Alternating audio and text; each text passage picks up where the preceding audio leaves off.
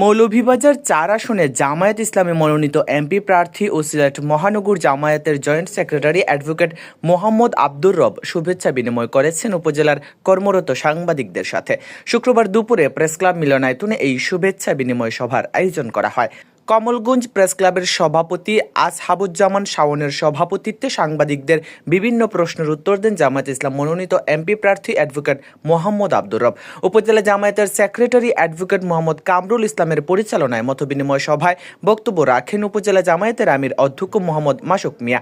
উপস্থিত ছিলেন ভানুগঞ্জ বাজার পৌর বণিক সমিতির সহসভাপতি মোহাম্মদ মামুনুর রশিদ, উপজেলা ও পৌর জামায়াতের নেতৃবৃন্দ এবং বিভিন্ন গণমাধ্যমের প্রতিনিধিরা উপস্থিত ছিলেন। জামায়াত ইসলামী মনোনীত প্রার্থী অ্যাডভোকেট মোহাম্মদ আব্দুর রব বলেন, আগামী জাতীয় সংসদ নির্বাচন অত্যন্ত গুরুত্বপূর্ণ নির্বাচন।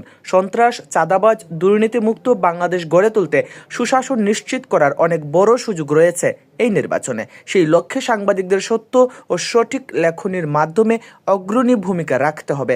ধর্ম বর্ণ নির্বিশেষে সবাই মিলে উন্নত ও শান্তিপূর্ণ দেশ গড়তে চাই আমরা।